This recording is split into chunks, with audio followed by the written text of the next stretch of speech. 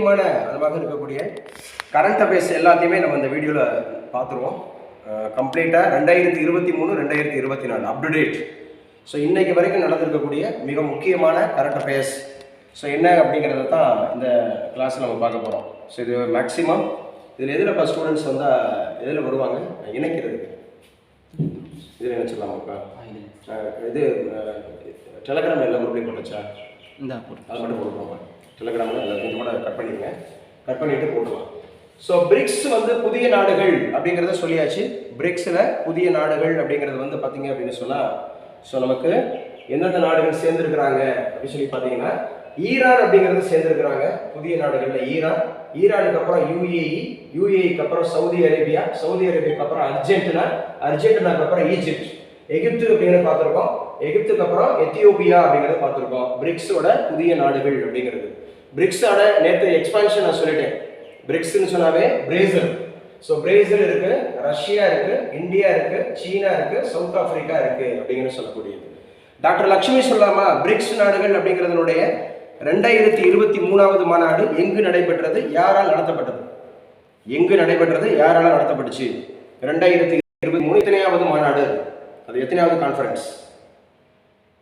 கொஞ்சம் குயிக்கா நேற்று கிளாஸ் அட்டன் பண்ணும்போது நான் சொல்லியிருந்தேன். எக்கனாமிக்ஸுக்கு ரொம்ப ரொம்ப முக்கியம்னு சொல்லியிருந்தேன். பிரிக்ஸ் அப்படிங்கிறது இன்டர்நேஷனல் ஆர்கனைசேஷனில் வரும். ஸோ நமக்கு ஃபர்ஸ்ட் லெசனே இதில் தான் வருது. தெரிஞ்சா எஸ், தெரியலன்னா நோ. நான் பேசுறது ரீச் ஆகுதா?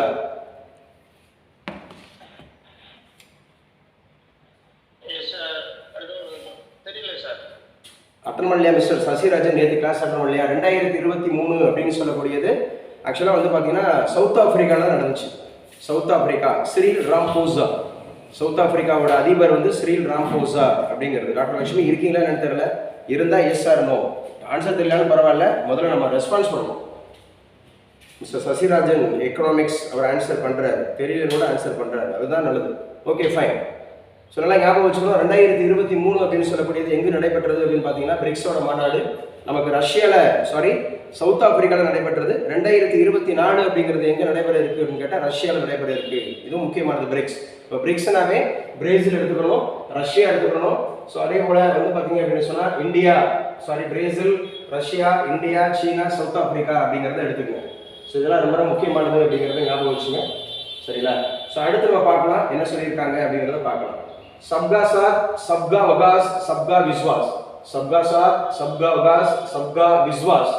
இதெல்லாம் மோடி ஆற்றிய உரைகள் அப்படி சொல்லி பார்க்கணும். ஸோ பிரதமர் மோடி அவர் வந்து ஒரு ஊடகத்தை பயன்படுத்துகிறார் அப்படின்னு சொன்னோம். ரேடியோ அப்படிங்கிற ஒரு ஊடகத்தை பயன்படுத்துகிறாருன்னு சொன்னோம். அந்த ரேடியோங்கிற ஊடகத்தின் மூலமாக அவர் வந்து மன் கி பாத் அப்படிங்கிற ஒரு நிகழ்வில் அவர் கலந்துக்கிறார் அப்படி சொல்லி பார்த்தோம். மன் கி பாத் அப்படின்னு சொன்னாவே அவர் ரேடியோ மூலமாக பேசுறது அப்படி சொல்லி பார்த்தோம். மன் கி பாத்னு சொன்னாவே அவர் ரேடியோ மூலமாக பேசுகிறார் அப்படின்னு சொல்லி பார்த்தோம். ரேடியோ மூலமாக அப்படின்ற மனதின் குரல் அப்படிங்கிற நிகழ்வில் பேசுகிறார் அப்படி சொல்லி பார்த்தோம். ரேடியோவில் மனதின் குரல் அப்படிங்கிற நிகழ்வில் அவர் பேசுகிறார் அப்படி சொல்லி பார்த்தோம். அதில் தான் சப்கா சாத், சப்கா வகாஸ், சப்கா விஸ்வாஸ் அப்படிங்கிறது மோடி ஆற்றிய உரைகள் இவ்வாறு அழைக்கப்படுகிறது. எப்போ இருந்து? 2020, 21, 22 இந்த 3 நாடுகள். அப்போ ஃபர்ஸ்ட் வந்து சப்கா சாத், ஸோ அதுக்கப்புறம் சப்கா வகாஸ், அதுக்கப்புறம் சப்கா விஸ்வாஸ் அப்படிங்கிறது இது மோடி ஆற்றிய உரைகள் அப்படிங்கிறது அழைக்கப்படுகிறது. இதுவும் ரொம்ப ரொம்ப முக்கியமானது அப்படிங்கிறத பாருங்க, முக்கியமானது. ஸோ அடுத்து பார்க்குறோம் திவாஸ் மற்றும் வங்கி மோசடி சட்டம் அப்படிங்கிறது. ஸோ பேங்கிங் கரப்ஷன் அப்படிங்கிற மாதிரியான ஒரு ஆக்ட். அது எந்த வருஷம் சார்னா 2016. பேங்கிங் அப்படின்னு சொல்லக்கூடியது 2016. உங்க எல்லாருக்குமே தெரிஞ்சிருக்கும். 2016 நவம்பர் 8.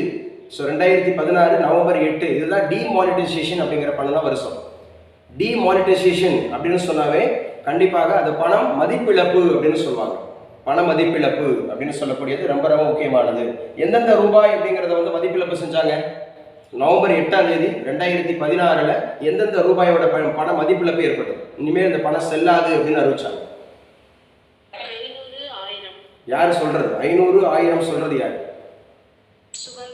சுகந்தி ஃப்ரம் காரைக்குடி. 500, 1000 அப்படிங்கிறது செல்லாதுன்னு அறிவிச்சாங்க. அப்ப எந்த ரூபாய் அப்படிங்கிறது அறிமுகம் செய்யப்பட்டது?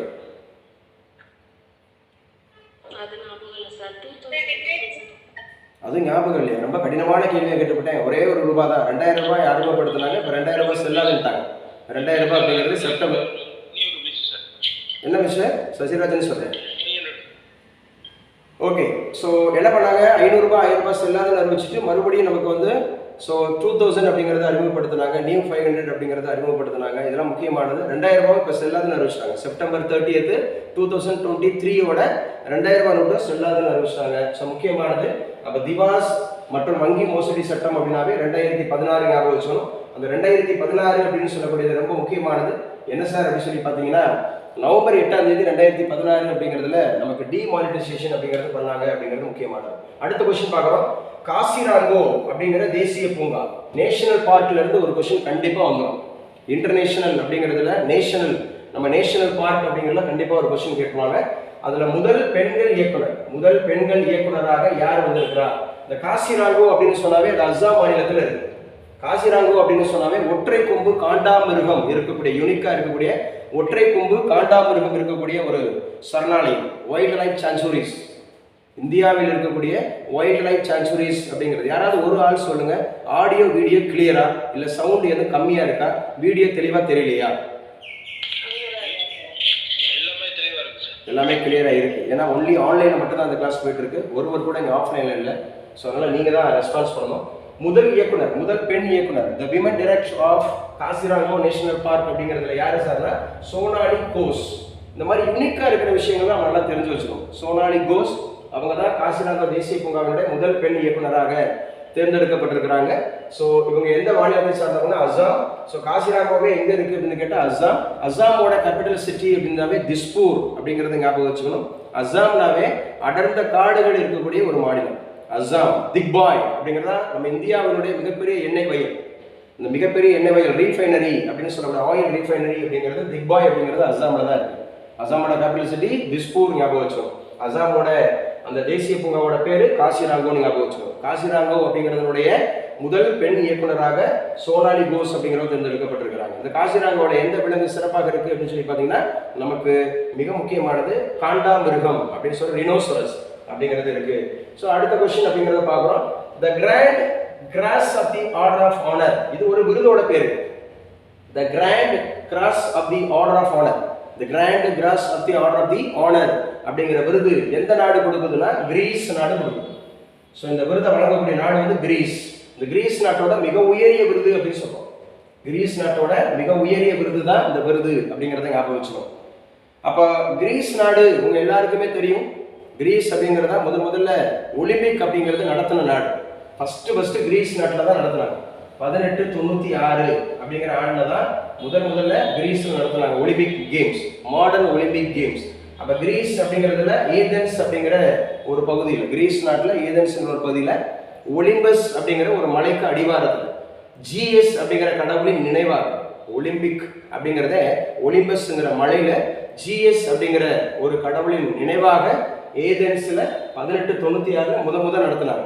இப்ப யாரும் சொல்லுவா, இப்ப ரீசெண்டா இப்ப பிரான்ஸ் அப்படிங்கிறது நடத்த போகுது இல்லைங்களா? பிரான்ஸ் அப்படிங்கிறது நடத்த போகுது. அது எங்க நடக்குது, எப்ப நடக்குது, எத்தனையாவது நடக்குது? ஒருவர் சத்தமா. லட்சுமி, ஓகே. பாரிஸ்ல நடக்குது. எத்தனையாவது ஒலிம்பிக் போட்டி நடக்க இருக்குது, எப்ப நடக்க இருக்குது? ஓகே, 33வது. 33. அருணா சத்தமா சொல்லுங்கப்பா. அருணா சொல்றீங்க, கரெக்ட், சொல்லுங்க. அருணா பேசலாம், ஏதோ பேசிருக்கீங்க. அருணா பேசலாம், கொஞ்சம் வேகமா குயிக்கா ரெஸ்பான்ஸ் பண்ணுங்க. ஆமா, 33வது ஒலிம்பிக் போட்டியே தான் சார். எந்த ஊர்ல நடக்குது?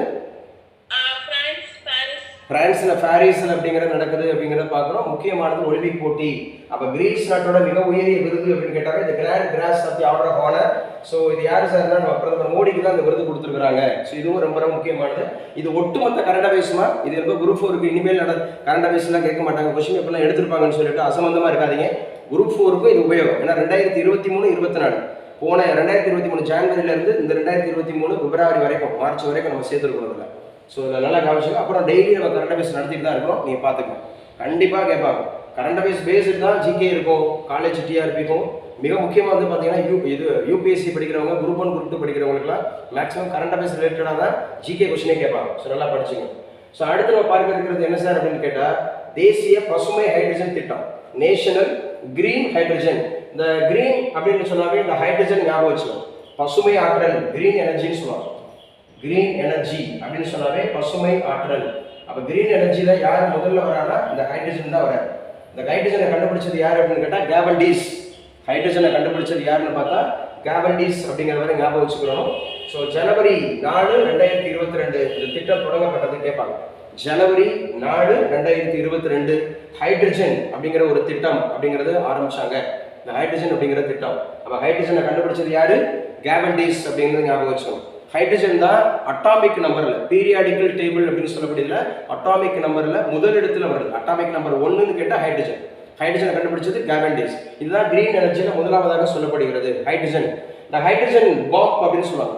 இந்த ஹைட்ரஜன் பாம்ப் அப்படின்னாவே நியூக்ளியர் ஃபியூஷன் அப்படின்னு சொல்லுவாங்க. அணுக்கரு இணைவு. அப்போ அணுக்கரு இணைவு அப்படிங்கிறதா நியூக்ளியர் ஃபியூஷன். ஸோ இதுவும் ரொம்ப ரொம்ப முக்கியமானது, ஞாபகம் வச்சுங்க. என்ன சொல்லியிருக்காங்க? நியூக்ளியர் ஃபியூஷன் அப்படிங்கிறத ஞாபகம் வச்சுங்க. ஸோ கண்டிப்பாக கேட்பாங்க. பசுமை ஆற்றல் திட்டம் இந்தியாவில் எப்போது அப்படிங்கிற மாதிரி தொடங்கப்பட்டது அப்படின்னு கேட்டால் ஜனவரி 4, 2022. ஜனவரி 4, 2022 அப்படிங்கிறது ஞாபகம் வச்சுக்கணும். ஸோ இதுவும் ரொம்ப ரொம்ப முக்கியமானது. ஸோ நெக்ஸ்ட் கொஸ்டின் அப்படிங்கிறது நம்ம பார்க்கலாம். ஸோ என்ன சொல்லியிருக்கிறாங்க அப்படிங்கிறது, ஸோ ஓவரால் என்ன சொல்லப்பட்டிருக்கு அப்படிங்கிறத பார்த்துக்கலாம். ஸோ இதில் என்ன சொல்லப்பட்டிருக்கு அப்படின்னு சொன்னால் முதலமைச்சரின் காலை உணவு திட்டம். முதலமைச்சரோட காலை உணவு திட்டம். ஸோ நமக்கு வந்து ஃபர்ஸ்ட் ஸ்டாண்டர்ட்ல இருந்து 5th ஸ்டாண்டர்ட் படிக்கக்கூடிய பிள்ளைங்களுக்கு காலை உணவு திட்டம் அப்படிங்கிறது இம்ப்ளிமெண்ட் ஆகிட்டு இருக்கு. அந்த காலை உணவு திட்டம் அப்படிங்கிறது வந்து செப்டம்பர் 15, 2022 தான் அமல்படுத்தப்பட்டது. முதலமைச்சருடைய காலை உணவு திட்டம் அப்படின்னு சொன்னாவே செப்டம்பர் 15, 2022. யார் சொல்லுவா? ஸோ செப்டம்பர் 15 யார் 2 பேரோட முக்கியமான பிறந்தநாள் இருக்கு? யார் இருவருடைய முக்கியமான பிறந்தநாள்? செப்டம்பர் 15, 2022 சொல்லிக் கொடுக்கவே இல்லையா? செப்டம்பர் சொல்லுப்பா மிஸ்டர் ஹரி.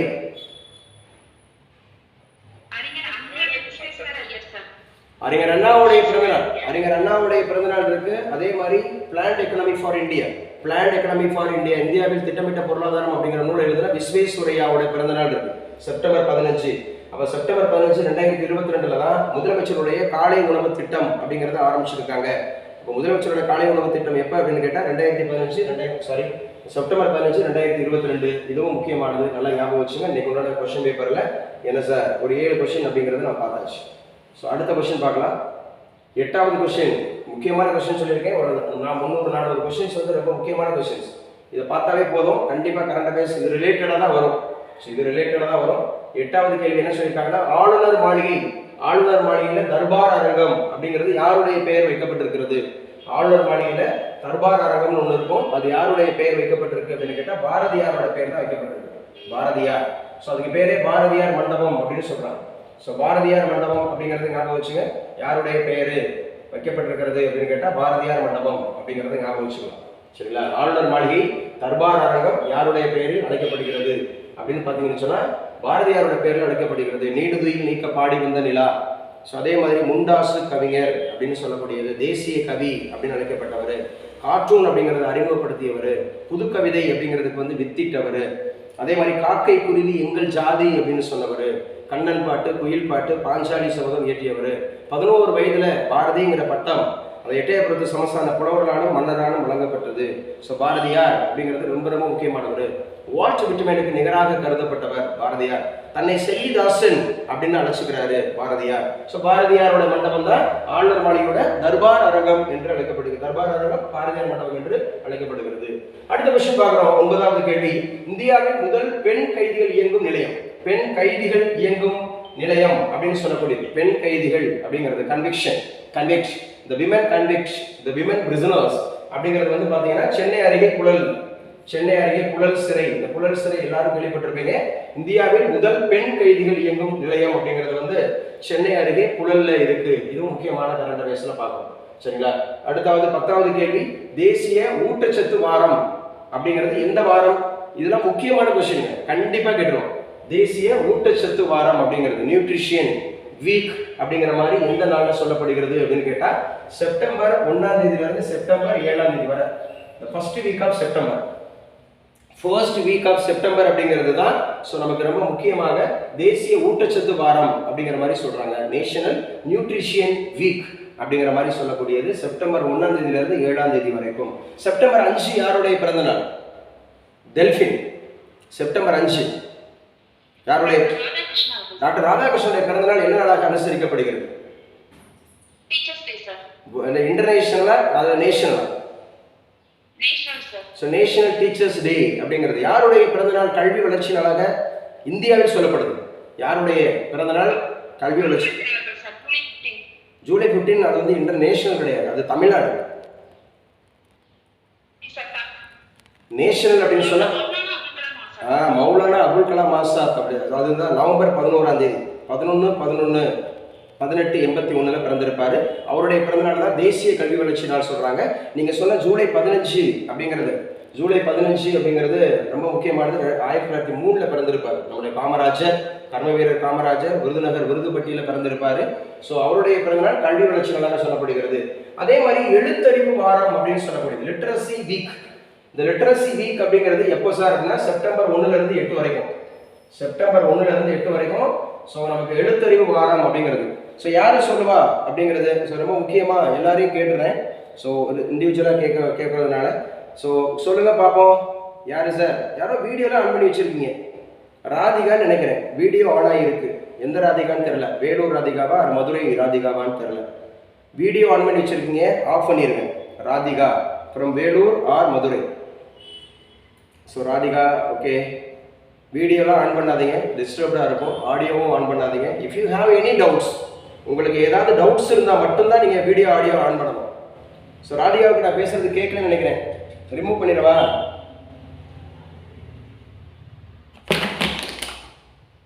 ஸோ ராதிகாவுக்கு நான் பேசுறது கேட்கலையா? மற்றவங்களுக்கு கேட்குதாமா நான் பேசுறது?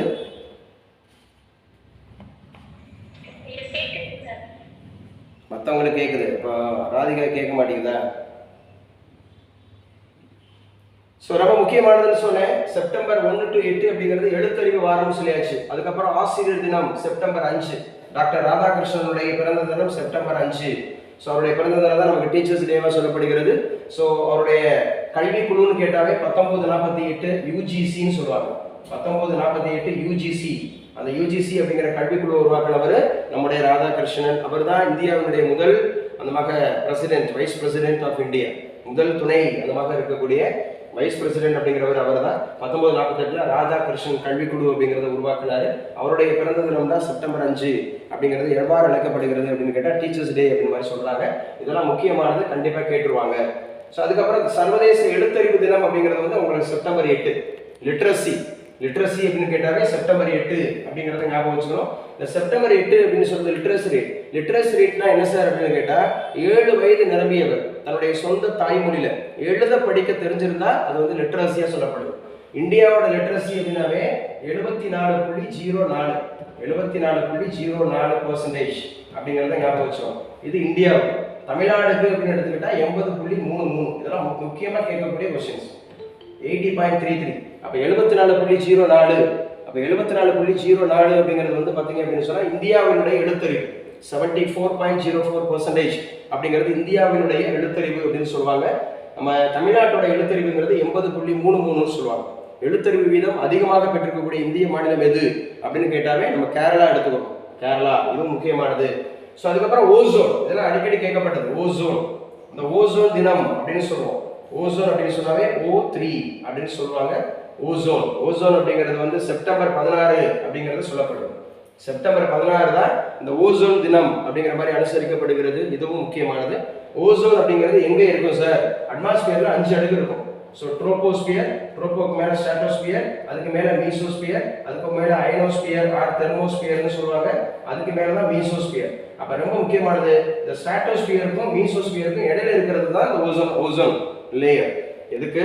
இந்த ஸ்ட்ராட்டோஸ்பியருக்கும் மீசோஸ்பியருக்கும் இடையில இருக்கிறது தான் இந்த ஓசோன் லேயர். ஓசோன் லேயரோட வேலை என்ன? அந்த யூவி ரேஸ் அப்படிங்கிற அல்ட்ரா வயலட் ரேஸ்.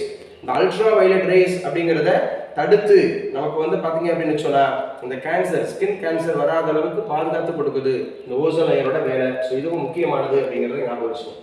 ஸோ இதுவும் முக்கியமானது. அதே மாதிரி தேசிய ஹிந்தி தினம், இந்த தேசிய ஹிந்தி தினம் அப்படின்னு சொல்லக்கூடியது. ஸோ தேசிய ஹிந்தி தினம் எப்போது அனுசரிக்கப்படுகிறது? இதுவும் அடிக்கடி கேட்கப்பட்ட கொஸ்டின். செப்டம்பர் 14 தேசிய ஹிந்தி தினம் அப்படிங்கிறது எப்போ அனுசரிக்கப்படுதுன்னா செப்டம்பர் 14 நேஷனல் ஹிந்தி டேஸ் அப்படின்னு சொல்லுவாங்க. ஓசோன் அப்படிங்கிறது செப்டம்பர் 16. உலக காண்டாமிருகம் தினம் அப்படின்னா செப்டம்பர் 22. யார் சொல்லுவா காண்டாமிருகம் அப்படிங்கிறதுடைய அந்த வைல்ட் லைஃப் சான்ச்சுரி எந்த மாநிலத்தில் இருக்குன்னு சொல்றேன். இப்பதான் ரீசெண்டா சொன்னேன். எந்த மாநிலத்தில் இருக்கு? அஸ்ஸாம். அந்த மாநிலத்தில் முதல் பெண் இயக்குநராக தேர்ந்தெடுக்கப்பட்டிருக்கிறவங்க யாரு?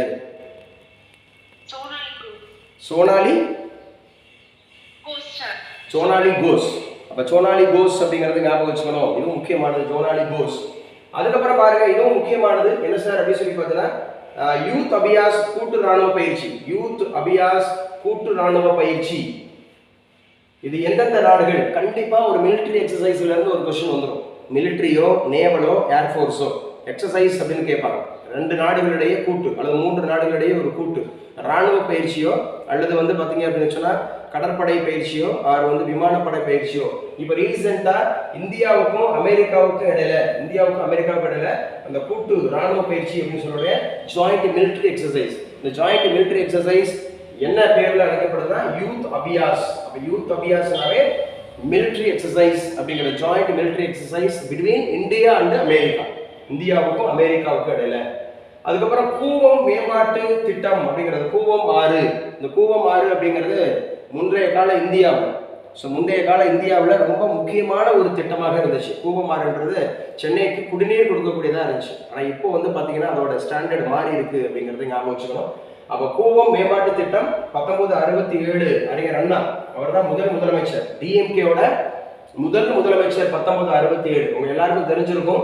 முத 1920 இருந்து 1937 வரை இந்தியாவை ஆட்சி செய்த கட்சி அப்படிங்கிறது வந்து பார்த்தீங்கன்னா ஜஸ்டிஸ் பார்ட்டி. ஜஸ்டிஸ் பார்ட்டினா உங்களுக்கு தெரியும், நீதி கட்சி. 1920 இருந்து 37 வரை நீதி கட்சி. அதுக்கப்புறம் 1937 இருந்து 67 வரை காங்கிரஸ் தான் ஆட்சி பண்ணுச்சு. அதுக்கப்புறம் 1967 இருந்து தொடர்ச்சியா 1967 இருந்து இந்த டிஎம்கே அப்படிங்கிறத ஞாபகம் வச்சுக்கலாம். டிஎம்கே ஏடிஎம்கே மாறி வருவாங்க. 1967 இருந்து டிஎம்கே ஏடிஎம்கே மாறி வருவாங்க. இப்போ வரைக்கும் 2024 வரைக்கும் வேற எந்த கட்சிக்கும் தமிழகத்துல பங்களிப்பு இல்லை.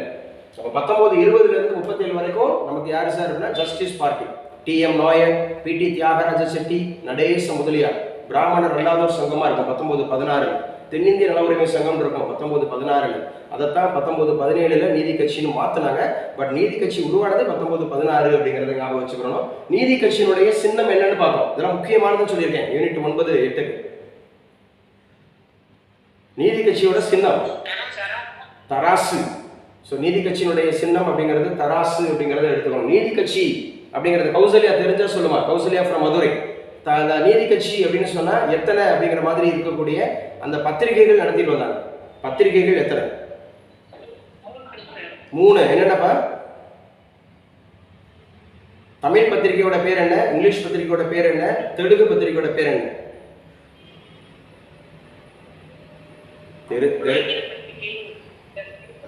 ஆங்கில பத்திரிகை வந்து ஜஸ்டிஸ். கொஞ்சம் குயிக்கா சொல்லுமா, இல்லைன்னா தெரியாதுன்னு சொல்லுப்பா. ஞாபகம் வரலையா? அப்புறம் எப்படி பாஸ் பண்றது? அப்படி ஏற்கனவே நம்ம கவர்மெண்ட் ஜாப்ல இருக்கிறோம். கௌசல்யா அடுத்தடுத்த நிலைக்கு மூவ் பண்ணணுமா இல்லையா? கௌசல்யா ஞாபகப்படுத்தணும். ஈஸியான கொஸ்டின் தான். தமிழ் அப்படிங்கிறது வந்து திராவிடன். இங்கிலீஷ் அப்படிங்கிறது ஜஸ்டிஸ். தெலுங்கு அப்படிங்கிறது வந்து ஆந்திர பிரகாசிகா. ஞாபகம் இருக்கா இப்ப நான் பேசுறது? கௌசல்யாவுக்கு நான் பேசுறது கிளியரா கேக்குதா இல்ல எதுவும் அப்படியே எக்கோ அடிக்குதா? கிளியர் தான். சரி, ஓகே, மீட் பண்ணிக்கப்பா. 1920 to 37 Janata party justice party. 37 to 67 Congress. 20ல முதலமைச்சரான அகரம் சுப்ராயலு ரெட்டியார். 37ல வரவர் ராஜாஜி. 67ல வரவர் அறிஞர் அண்ணா. அப்ப அறிஞர் அண்ணா ஏற்படுத்தின திட்டம் தான் கூவம் மேம்பாட்டு திட்டம். ஸோ 1967 அண்ணான்றதை ஞாபகம் வச்சுக்கணும். அடுத்து சாந்தி நிகேதன். இந்த சாந்தி நிகேதன் அப்படிங்கிறது யுனெஸ்கோ பாரம்பரிய பட்டியலில் வந்திருக்கு. சாந்தி நிகேதன் இது எங்க சார் இருக்குன்னா மேற்கு வங்காளம். சாந்தி நிகேதன் எப்போது யாரால் ஏற்படுத்தப்பட்டது? 1901 1901 இது வந்து பார்த்தீங்க அப்படின்னு சொன்னால் சாந்தி நிகேதன் அப்படிங்கிறது ரவீந்திரநாத் தாகூரால் உருவாக்கப்பட்டுச்சு. மேற்கு வங்காளம், வெஸ்ட் பெங்காலில் 1901 அப்படின்னு சொல்லப்படுது, ஞாபகம் வச்சுக்கணும். ஸோ அதே போல் இது வந்து வெஸ்ட் பெங்காலில் இருக்குன்னு ஞாபகம் வச்சுக்கணும். சாந்தினாவே அமைதின்னு அர்த்தம். சாந்தினா அமைதி. நிகேதன் அப்படின்னு சொன்னால் உறைவிடம்னு அர்த்தம். நிகேதன் அப்படின்னா உறைவிடம். உறைவிடம்னா டுவெல்ஸ். இந்த டுவெல்ஸ் அப்படின்னு சொல்லுவாங்க, DWELS, டுவெல்ஸ் அப்படிங்கிறது. அப்போ சாந்தி நிகேதன் யுனெஸ்கோ பாரம்பரிய பட்டியல். அந்த யுனெஸ்கோ அப்படிங்கிறது எங்க சார் இருக்குன்னு கேட்டால் பாரிஸ்ல இருக்கு. பாரிஸ் எங்க இருக்கு அப்படின்னு கேட்டால் பிரான்ஸ்ல இருக்கு. இப்போ பாரிஸ் யுனெஸ்கோ. அப்போ United nation, so education and science cultural organisation. United Nations education science cultural organisation UNESCO பாரம்பரிய பட்டியலில் சாந்தி நிகேதன் இடம்பெற்றிருக்கிறது. சாந்தி நிகேதன் ஏற்படுத்தப்பட்ட ஆண்டு 1901. சாந்தி நிகேதனை ஏற்படுத்தியவர் பண்டிட் ரவீந்திரநாத் தாகூர் அப்படிங்கிறவரை ஞாபகம் வச்சுக்கணும். இந்த 1901 இருக்கிறது தான் இது 1921 அது என்னவாகும் அப்படின்னா விஸ்வ பாரதி இந்து பல்கலைக்கழகமா மாறும். இந்த சாந்தி நிகேதன் 1921 அப்படிங்கிறதுல வந்து விஸ்வ பாரதி ஹிந்து யூனிவர்சிட்டி, விஸ்வ பாரதி இந்து பல்கலைக்கழகமா மாறும். இப்போ சென்ட்ரல் கவர்மெண்டோட அண்டர்டேக் அப்படிங்கிறதுல அது போயிடுச்சு, இப்போ கிடையாது. நாலந்தா பல்கலைக்கழகம், விஸ்வ பாரதி இந்து பல்கலைக்கழகம், இதெல்லாம் ஸோ பழைய காலத்தில் ரொம்ப முக்கியமானது அப்படிங்கிறத பார்க்கலாம். சரியா? ஸோ இதுவும் முக்கியமானது. அடுத்து பார்க்கலாம் என்ன சார் அப்படின்னு சொல்லி பார்த்தீங்கன்னா தி சேஞ்சிங் மீடியாஸ் கேப் அப்படிங்கிற ஒரு புத்தகம். புக்ஸ் அண்ட் ஆத்தர்ஸ்ல இருந்து ஒரு கொஸ்டின் கண்டிப்பாக கேட்டுருவாங்க. புக்ஸ் அண்ட் ஆத்தர்ஸ் அப்படிங்கிறது ஒரு கொஸ்டின் வந்து கண்டிப்பாக கேட்டுருவாங்க. ஸோ அந்த அடிப்படையில் சேஞ்சிங் மீடியாஸ் கேப் அப்படிங்கிற ஒரு புத்தகம் யாரு சார் எழுதியிருக்கிறா அப்படின்னு சொல்லி பார்த்தோம்னா PRV பாஸ்கர். PRV பாஸ்கர் இந்த புத்தகத்தை எழுதியிருக்கிறார். எந்த புத்தகம் சார் அப்படின்னு பார்த்தீங்கன்னா ஸோ ரொம்ப முக்கியமான ஒரு புத்தகம் அப்படிங்கிறது தி சேஞ்சிங் மீடியாஸ் அப்படிங்கிற ஒரு புத்தகம் எழுதியிருக்கிறார் PRV பாஸ்கர். 65வது ராமன் மக்சாசே விருது. இந்த ராமன் மக்சாசே விருதை பற்றி நம்ம நிறைய பேசியிருக்கிறோம். ராமன் மக்சாசே விருது யாரு சொல்லுவா சார்? நான் சொல்றேன் சார், கேள்வி கேளுங்க, தெரிஞ்சா சொல்றேன், தெரியலன்னா தெரிஞ்சுக்கிறேன். மக்சாசே விருதை பத்தி கொஞ்சம் வேகமா குயிக்கா.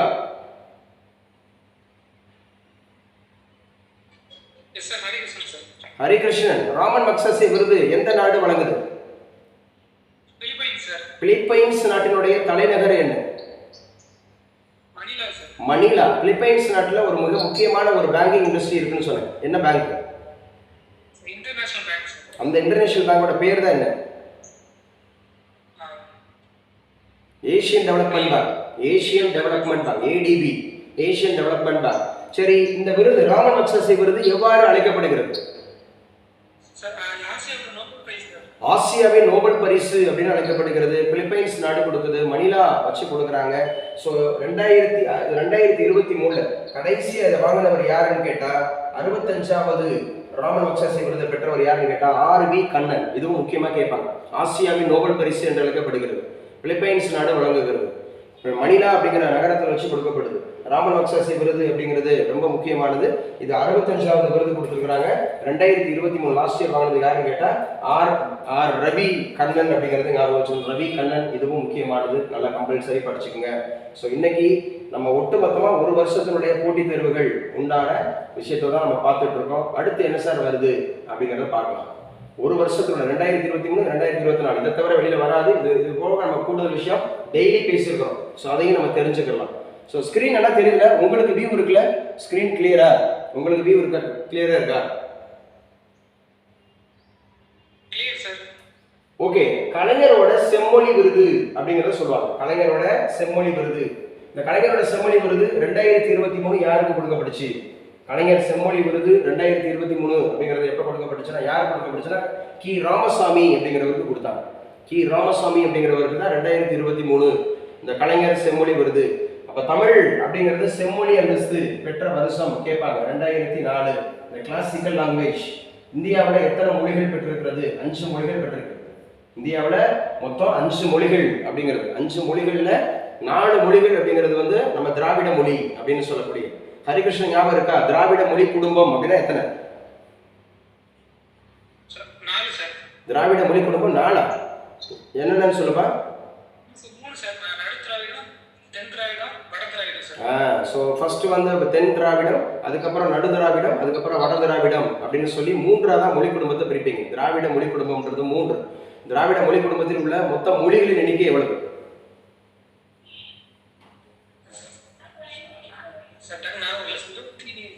ஆமா 24. அந்த 24 என்னவா லட்சுமி சொல்லுப்பா. ஆமாம், குடும்பம் வட திராவிடம், தென் திராவிடம், நடு திராவிடம். வட திராவிடம், தென் திராவிடம், நடு திராவிடம் அப்படின்னு சொல்லிட்டு மொத்தம் 3 குடும்பமாக பிரிப்போம். மொத்தம் அந்த பட்டியலில் இடம்பெற்றது 24. ஓகேம்மா, 24, வெளியில் ஒரு 4, மொத்தம் 28 சொல்லுவோம். 28 திராவிட மொழிகளின் ஒப்பிலக்கணம் என்ற நூலை எழுதினது யாரு? எந்த வருஷம் எழுதினார் திராவிட மொழிகளின் ஒப்பிலக்கணம்? Exactly correct, Kausalya. கால்டுவெல் எழுதியிருக்கிறாரு, 1856 எழுதியிருக்காரு. 1856 எந்தெந்த ஊருக்கு இடையில ட்ரெயின் போச்சுமா? மும்பை டு தானே வந்து 1853 இல்லையா?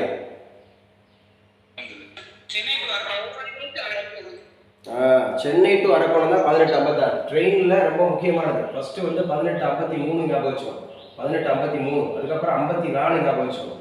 54, அதுக்கப்புறம் 56 ஞாபகம் வச்சுக்கணும். 56, 53 தான் மும்பை டு தானே. மும்பை டு தானே 53 டல்ஹௌசியோட பீரியட். மும்பை டு தானே 54 தான் ஹவுரா டு ராணிகஞ்ச்.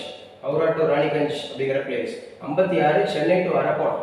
சென்னை டு அரக்கோணம். இந்த 1856 தான் என்ன பண்ணியிருக்கிறாரு அப்படின்னு சொல்றாரு. கானிங் பிரபு இருப்பார் இந்த பீரியட்ல. ஸோ இந்தியாவினுடைய லாஸ்ட் கவர்னர் ஜெனரல் கானிங் பிரபு இருப்பார் 1856. இந்த 1856 அப்படிங்கிறது தான் மிக முக்கியமானது. சென்னை டு அரக்கோணம் அப்படிங்கிறது வந்து ட்ரெயின் இருப்பு பாதை அப்படிங்கிறது போடப்பட்டுச்சு. இதே 1856 தான் கால்டுவெல் அப்படின்னு சொல்லக்கூடியவர் திராவிட மொழிகளின் ஒப்பிலக்கணம் அப்படிங்கிற நூலை எழுதுறாரு. ஸோ இதெல்லாம் முக்கியமானது அப்படிங்கிறத படிச்சுக்கங்க. அடுத்து நம்ம பார்க்குறோம் ட்ராக்டு செயலி அப்படிங்கிற ஒரு செயலி. இது தமிழ்நாடு காவல்துறை உருவாக்கி இருக்கிறாங்க. ட்ராக்டு அப்படின்ற ஒரு செயலி, ஒரு ஆப் அப்படிங்கிறது வந்து தமிழ்நாடு உருவாக்கி இருக்கிறாங்க. அதே மாதிரி நார்மன் இ போர்லாக். நார்மன் இ போர்லாக் விருது 2023 பெற்றவர் யார் அப்படின்னா சுவாதி நாயக். நார்மன் இ போர்லாக் விருது 2023 சுவாதி நாயக். யாரு சொல்லுவா? நம்ம ஆல்ரெடி நார்மன் இ போர்லாக் பத்தி நம்ம நிறைய பேசியிருக்கோம். யார் இவர் நார்மன் இ போர்லாக்? தெரியும் தெரியாது. கௌசல்யா சொல்லுமா. கௌசல்யா சொன்னா தெரிஞ்சா சொல்லணும், இல்லைன்னா அப்படியே வந்து நம்ம ஆன் பண்ணிட்டு அப்படியே அமைதியா இருக்கக்கூடாது. மற்றவங்க சொல்லுங்க, வேற யாராவது சொல்லுங்க. நார்மன் இ போர்லாக் பசுமை புரட்சியின் தந்தை. கௌசல்யாவுக்கு இங்க கிளாஸ் நடத்துறதுல எதுவும் டிஸ்டர்பன்ஸ் இருக்கா? சரி, இப்போ வெளியில இருக்கீங்கன்னா இப்போ சொல்லிடலாம்ல. நான் என்ன சொல்றேன், பரவாயில்ல, நீ உங்க மனசுக்குள்ளேயே ஆன் பண்ணி வச்சு மனசுக்குள்ளேயே தெரிஞ்சுக்கங்க. இல்லை வெளியில இருக்குன்றனால இங்கே எனக்கு டிஸ்டர்ப் ஆகுது, அதுக்காக சொல்றேன். நம்ம லைவ் கொடுத்துட்டு இருக்கோம், லைவ் ஆகிட்டு இருக்கு. இது வந்து அப்லோட் பண்ணுவோம், சரியா? சாரி, இது அப்லோட் பண்ணுவோம். அது டிஸ்டர்பன்ஸாக இருக்கும். ஓகே கௌசல்யா, பரவாயில்ல, ஓகே ஃபைன். ஆனால் தெரியுது, ஆனால் நீங்கள் மனசுக்குள்ள தெரிஞ்சுக்கோங்க. மற்றவங்க சொல்ல மாட்டாங்க, நீங்களே சொல்கிறீங்க, மற்றவங்க யாரும் சொல்ல மாட்டாங்க, சரியா? அப்போ நார்மல் இ போர்லாக் அப்படின்னு சொல்லக்கூடியவர் ஒரு இன்டர்நேஷனலில் நமக்கு யார் சார்னா கிரீன் ரெவல்யூஷனோட ஃபாதர். கிரீன் ரெவல்யூஷன் இவர் இதற்காக நோபல் பரிசு வாங்கியிருக்காரு. ஸோ கிரீன் ரெவல்யூஷன் அப்படிங்கிற பசுமை புரட்சிக்காக நோபல் பரிசு வாங்கியவர் யாருன்னு கேட்டால் நார்மன் இ போர்லாக் தான். அவரோட பேரில் விருது கொடுத்துட்டு வர்றாங்க. பசுமை புரட்சிக்கு யாரெல்லாம் சப்போர்ட் பண்ணுறாங்களோ அவங்களுக்கு கொடுத்துட்டு இருக்காங்க. அவர் இந்த வருஷம் வாங்கினது யாருன்னு கேட்டால் சுவாதி நாயக் அப்படிங்கிறவங்க ஞாபகம் வச்சுக்கணும். அதே மாதிரி இந்தியாவோட கிரீன் ரெவல்யூஷன் ஃபாதர்னா யார் நினைப்பீங்க? Doctor M S. சுவாமிநாதன். எந்த வருஷம் அப்படிங்கிறது வந்து பார்த்தீங்கன்னு சொன்னால் அந்த கிரீன் ரெவல்யூஷன் அப்படிங்கிறத அறிமுகப்படுத்தினார். தெரியாது. யாராவது ஒரு ஆள் தெரிஞ்சு அப்படியே அமைதியாக இருக்கக்கூடாது. அவ்வளோதான், முடிஞ்சு போச்சு. உனக்கு நீ ரெஸ்பான்ஸ் பண்ணுறல ஹரி, உனக்கு தெரியல தெரியும்னு சொல்லிட்டு மற்றவங்க வேடிக்கை பார்த்துட்டே இருப்பாங்க. யாராவது ஒருத்தர் ஆன் பண்ணிட்டு ஓகே எனக்கு தெரியுது, எனக்கு தெரிஞ்சுக்கணும், எனக்கு தெரியலனா நீ தெரிஞ்சுக்கணும்ப்பா, ஹரி தெரிஞ்சுக்கணும், ரிசல்ட் அடிக்கணும். 1966. ஸோ 1966 தான் கிரீன் ரெவல்யூஷன். ஆனால் அந்த கிரீன் ரெவல்யூஷன்ங்கிற வார்த்தையை உருவாக்குனவர் யாருன்னு கேட்டால் வில்லியம் காய்டர் அப்படின்னு சொல்லுவோம். வில்லியம் காய்டர் அப்படிங்கிறவர் தான் அந்த மாதிரி இருக்கக்கூடிய விஷயத்துல யாரு அப்படிங்கிறத சொல்லுவாங்க. எல்லாம் வேடிக்கை பார்க்குற குரூப்பாக தான் இருக்கு. எல்லாம் வேடிக்கை பார்க்குற குரூப். ஜெயிக்கணுங்கிற குரூப் வந்து ரொம்ப கம்மி தான் இருக்கு. பேசணும், இன்ட்ராக்ட் பண்ணணும், தெரிஞ்சுக்கணும் அப்படின்றவங்க ரொம்ப குறைச்சலாக இருக்கிறாங்க, சரியா? நம்ம வந்து அவ்வளோ மெனக்கெட்டு இருக்கிறோம். இவரை பற்றி நிறைய பேசியிருக்கோம். M S. Swaminathan high yield variety seeds அதை பற்றி பேசியிருக்கிறோம். எந்த உணவுப் பொருளை பயன்படுத்தப்பட்டுச்சுன்னு பார்த்துருக்குறோம். உங்கள் மனைவி பேர் எப்போ என்னன்னு பார்த்துருக்குறோம். இவர் எப்போ இறந்தாருன்றதை பார்த்துருக்குறோம். இவர் முத எங்கே படித்தாரு, என்ன வேலை பார்த்தாருன்றதை பார்த்துருக்குறோம். இவர் எந்த ஊருக்காருன்னு பார்த்துருக்குறோம். பிறந்தது எந்த ஊர், இறந்தது எந்த ஊருன்னு பார்த்துருக்குறோம். எஸ் சார் பார்த்துருக்குறோன்றவங்க கை தூக்குங்க. சரி சொல்லுங்க, பார்த்துருக்குறோம் சார். இப்போ நீங்கள் பேசுனதெல்லாம் எங்களுக்கு நடத்திருக்கீங்க சார். ஒருத்தர் மனசாட்சிப்படி பார்த்துருக்குறோம்ல. இவர் இறந்த அன்னைக்கே நான் நடத்துறேன். அடுத்த நாள் பேப்பரில் வரும்போது அவ்வளோ மெனக்கட்டும். Doctor MS. சுவாமிநாதனை பற்றி அவ்வளோ மெனக்கட்டும். அவங்க மனைவி பேர் மைனா அப்படிங்கிறது. அவர் வந்து வேளாண் துறையில் பட்டம் பெற்றவர். வேளாண் துறையில் ரொம்ப நிறைய விஷயங்களை கொண்டு வந்தார். 1966. அதே மாதிரி எவர் கிரீன் ரெவல்யூஷன் இதுல இருந்து 1966 அது வந்து 2006. ஸோ 2006 அப்படிங்கிறது வந்து எவர் கிரீன் ரெவல்யூஷன் அப்படிங்கிறத கொண்டு வந்தாரு அப்படின்னு சொல்லி பார்க்குறோம். ஸோ இதெல்லாம் ரொம்ப ரொம்ப முக்கியமானது அப்படிங்கிறத ஞாபகம் வச்சுக்கணும். ஓகே, நார்மல் போர்லாக் விருது சுவாதி நாயக் அப்படிங்கிறவங்க வாங்கியிருக்காங்க. அது தாதா சாஹிப் வாழ்க்கை விருது வாழ்நாள் சாதனையாளர் விருது 2021 யாருக்கு வழங்கப்பட்டிருக்குன்னா வகீதா ரஹ்மான். ஸோ வகீதா ரஹ்மான் அப்படிங்கிறவங்க தாதா சாஹிப் வாழ்க்கை வாழ்நாள் சாதனையாளர் விருது அச்சீவ்மெண்ட்ஸ் லைஃப் டைம் அச்சீவ்மெண்ட் விருது யார் கொடுத்துருக்காங்கன்னா வகீதா ரஹ்மான். சரி, யாருக்கு முத கொடுக்கப்பட்டுச்சு இந்தியாவில் இந்த தாதா சாஹிப் வாழ்க்கை விருது அப்படிங்கிறத பெற்ற முதல் இந்தியர் யார்? நடத்தியிருக்கேன் 1969 வாங்கினாரு. நீங்க எழுதுனது கூட உங்க நோட்டுக்குள்ள இருந்துச்சுன்னா நீங்க கண்டிப்பா ஜெயிக்க மாட்டீங்க. படிச்சதை ரீகால் பண்ணி பரிச்சயமாக்கினாதான் முக்கியமானது. யாருக்கு கொடுத்தாங்க? சரி, தமிழ்நாட்டில இருந்து யார் யாரெல்லாம் இந்த தாதா சாஹிப் வாழ்க்கை விருது பெற்றிருக்கிறாங்க? நட போங்க, உங்க கிளாஸ் நடத்துறதே வேஸ்ட். என்னமா பாலச்சந்திரன் என்னது பாலச்சந்திரனா? ஓகே, ரஜினிகாந்த் வாங்கியிருக்காரு. ரஜினிகாந்த் அப்படிங்கிறவர் வாங்கியிருக்கிறாரு, பாலச்சந்தர் அப்படிங்கிறவர் வாங்கியிருக்கிறாரு. சரியா, தாதா சாஹிப் வாழ்க்கை விருது. தேவிகா ராணி இந்தியாவில் முத வாங்கினது தேவிகா ராணி 1969 வாங்கினாங்க. 1969 தாதா சாஹிப் வாழ்க்கை விருது பெற்ற முதல் இந்தியர் யார் அப்படின்னு கேட்டால் தேவிகா ராணி 1969. அதெல்லாம் முக்கியமான கேள்விங்க. உங்க நோட்டுக்குள்ள இருக்குங்கண்ணா, உங்க நோட்டுக்குள்ள இருக்கு. உங்க நோட்டுக்குள்ள இருக்கிறது உங்களுக்குள்ள இருந்தா மட்டும்தான் நீங்க ஜெயிக்க முடியும். இல்லைன்னா சும்மா கேள்விப்பட்டு போக வேண்டியதான். ரயில்வே வாரிய தலைவர் முதல் பெண்மணி. அந்த ரயில்வே வாரியம் சொல்லக்கூடிய ரயில்வே போர்டு அப்படிங்கிறதோட முதல் பெண்மணி அப்படிங்கிறது யாருன்னா விஜயவர்மா சின்ஹா. விஜயவர்மா சின்ஹா அப்படிங்கிறவர் தான் வாங்கியிருக்கிறார். விஜயவர்மா சின்ஹா ரயில்வே வாரிய தலைவரான முதல் பெண்மணின்னு சொல்றாங்க. இப்ப நான் அன்னைக்கு கூட நான் கேட்டேன், சரியா, சிஎஸ்ஐஆரோட முதல் பெண்மணி யார்? முதல் பெண் டைரக்டர் சிஎஸ்ஐஆர். நம்ம ஊருக்காரங்க காரைக்குடிக்காரங்க கூட சொன்னேன், டாக்டர் கலைச்செல்வி மேம்.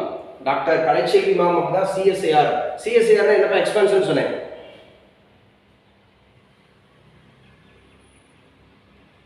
அடப்பாவீங்களா, சிஎஸ்ஐஆரோட எக்ஸ்பான்ஷனே தெரியாதா? அப்படி ஒன்று நான் நடத்தவே இல்லையா? சிஎஸ்ஐஆர்னா என்ன, சிக்ரினா என்ன, அதுவும் நம்ம ஊர்ல இருக்கு, காரைக்குடியில் இருக்கு. அதோட பெண் தலைவர் முதல் பெண் இயக்குனராக நம்ம காரைக்குடியில இருந்து டாக்டர் கலைச்செல்வி மேம் அப்படிங்கிறது போயிருக்காங்க. இதெல்லாம் நடத்துனீங்க, இதெல்லாம் நோட்டுக்குள்ள இருக்கு. இப்படி கிளாஸ் ஆரம்பிச்சாவே இப்படி ஒண்ணுமே ஒருத்தர் கூட தெரியாம இருந்தாவே நமக்கு வந்து ஒரு மாதிரி ஆயிருக்கு. ஐயோ, எவ்வளவு கஷ்டப்பட்டு நடத்தணும், எவ்வளவு விஷயங்கள் சொல்லணும். ஆனா தெரியாதுன்னு இருக்கீங்களா, இல்ல தெரிஞ்சு சொல்ல மாட்டேன்னு இருக்கீங்களா? சிவசங்கரிலாம் தெரியாதா? நம்ம சிஎஸ்ஐஆர்னா என்னன்னே சொல்லலையா? சீனா சென்ட்ரல்மா, சீனா சென்ட்ரல், சீனா சென்ட்ரல். இப்ப சொல்லுங்க, பஸ்வசாரி சொல்லுங்க.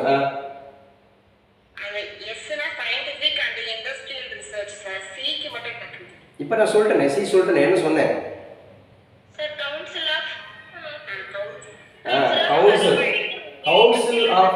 Council of Science and Industrial Research. Council of Science and Industrial Research, அதான் சிஎஸ்ஐஆர் அப்படின்னு சொல்லுவாங்க. ஓகே, டிஆர்டிஓ அப்படிங்கிற செயல்பாடுகளை மறு ஆய்வு செய்ய விஜய் ராகவன் கமிட்டி அப்படிங்கிறத கொண்டு வந்திருக்கிறாங்க. டிஆர்டிஓ, இந்த டிஆர்டிஓ எக்ஸ்பான்ஷன் நான் நடத்தியிருக்கேன். டிஆர்டிஓ எங்க இருக்குன்னு நான் சொல்லியிருக்கேன். டிஆர்டிஓல இருந்து நம்ம அகாடமியில ஆல் இந்தியா ரேங்க் 1 பெற்ற மிஸ்டர் பூமிநாதன் ஒர்க் பண்றாருன்னு கூட நான் சொன்னேன். DRDO, what is expansion of DRDO? Defense Research and Development Organization. It is located in Kerala, Tumba அப்படிங்கிற ஒரு பிளேஸ் நான் ஞாபகம் வச்சுக்கணும்னு சொல்லியிருக்கேன். முக்கியமானது அப்படிங்கிறத ஞாபகம் வச்சுக்கணும். Vijay and Raghavan committee. 28 விஸ்வகர்மா திட்டம் செப்டம்பர் 17, 2023 தமிழ்நாடு அரசு ஆய்வு செய்த குழுவின் தலைவர் யார் அப்படின்றத ஞாபகம் வச்சுக்கணும். ஜெயரஞ்சன் அவருடைய தலைமையில தான் ஆய்வு பண்ணாங்க. ஜெயரஞ்சன் அப்படிங்கிறவருடைய தலைமை. இந்த விஸ்வகர்மா கௌசால் சம்மான் யோஜனா செப்டம்பர் 17, 2023 அப்படிங்கிறது வந்து பிரதமர் மோடி அவர்கள் அறிவிச்சார். ஏன்னா அன்னைக்கு அவருடைய பிறந்த நாள். செப்டம்பர் 17 நரேந்திர மோடி அவர்கள் பிறந்த நாள். இன்னொருத்தருடைய பிறந்த நாளும் சொன்னேன். யாருடைய பிறந்த நாள் அது? தந்தை பெரியார் அவர்களுடைய பிறந்த நாள் செப்டம்பர் 17, 2023. தமிழ்நாடு அரசு இந்த விஸ்வகர்மா அப்படின்னாவே கைவினை கலைஞர்கள் அப்படிங்கிறவங்களுக்காக கொண்டு வந்த திட்டம். இதை தமிழ்நாடு அரசு ஆய்வு செய்த குழுவின் தலைவரான ஜெயரஞ்சன் அவருடைய தலைமை ஞாபகம் வச்சு. முக்கியமானவர் இந்த ஜெயரஞ்சன் அப்படிங்கிறத ஞாபகம் வச்சுக்கணும். இப்போ விஸ்வகர்மா திட்டம் அப்படிங்கிறது மக்களவை மாநில சட்டசபை ஒரே நேரத்தில் தேர்வு ஆய்வு செய்ய குழு. ஸோ யாருடைய குழு அப்படின்னு கேட்டால் ஸோ முன்னாள் பிரசிடென்ட், இந்தியாவோட முன்னாள் பிரசிடென்ட் ராம்நாத் கோவிந்த் அவருடைய விஷயத்துல தான் கொண்டு வந்தாங்க. ஒரே நாடு ஒரே தேர்தல், ஒன் நேஷன் ஒன் எலெக்ஷன். அதுக்கான தலைவர் ராம்நாத் கோவிந்த் அப்படிங்கிறத ஞாபகம் வச்சுக்கணும். சென்ட்ரல்லையும் ஸ்டேட்லையும் ஒரே நேரத்தில் தேர்தல் நடத்தி முடிக்கணும் அப்படிங்கிறத. ஸோ யாரு சார் அதுக்கு தலைவராக தேர்ந்தெடுக்கப்பட்டாங்கன்னு கேட்டால் ராம்நாத் கோவிந்த் முன்னாள் அப்படின்னு சொல்லக்கூடிய நம்முடைய பிரசிடென்ட் அப்படிங்கிறத ஞாபகம் வச்சுக்கணும். நமாமி கங்கா திட்டம், இந்த நமாமி கங்கா திட்டம் கண்டிப்பா முக்கியமான ஒரு திட்டம். ஜூன் 2014 நமாமி கங்கா திட்டம் அப்படின்னு சொன்னாவே கங்கையை தூய்மைப்படுத்தக்கூடிய திட்டம், கங்கையை தூய்மைப்படுத்தக்கூடிய திட்டம் நமாமி கங்கா. சரி, யாரு சொல்லுவா? ஸோ விண்வெளிக்கு ஆட்களை அனுப்பும் திட்டம். இந்தியாவோட திட்டத்தோட பேர் என்ன? விண்வெளிக்கு ஆட்கள் அனுப்புறது, நபர் அனுப்புறது. பாக்கியலட்சுமி சொல்லுமா? ககன்யான் திட்டம் அப்படிங்கிறது ரொம்ப முக்கியமானது. யாரு இப்போ நம்முடைய இஸ்ரோட தலைவர்? பாக்கியலட்சுமி. சோம்நாத் அப்படிங்கிறவர் எத்தனையாவது தலைவர்?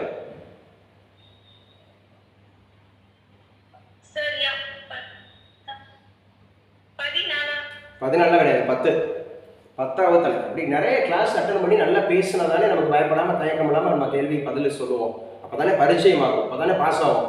நாளில் ஒன்று ஈஸியாக எடுப்போம். இன்டர்வியூவில் கேள்வி கேட்டால் டக்குன்னு சொல்லுவோம். இப்படி வேடிக்கை பார்த்துட்டே இருந்தால் நிறைய பேர் வேடிக்கை பார்க்குறவங்கள தான் இருக்கீங்க.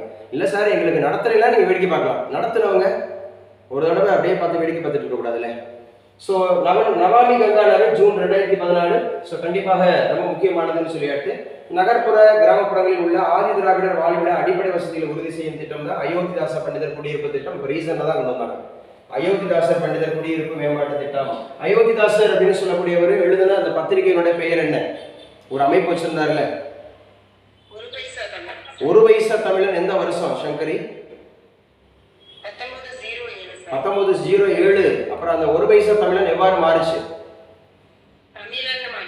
தமிழன் அப்படிங்கிறது மாறுச்சு. இவர் தமிழர்களை எவ்வாறு அழைத்தார்? தமிழர்கள் அழைச்சாரோ?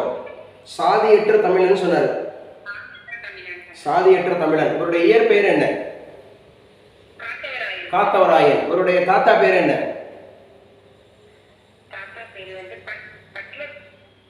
இந்த வர மாட்டேங்குது. பட்லர் கந்தப்பன். சரி, பட்லர் கந்தப்பன் அப்படிங்கிறவர் என்ன பண்ணாரு?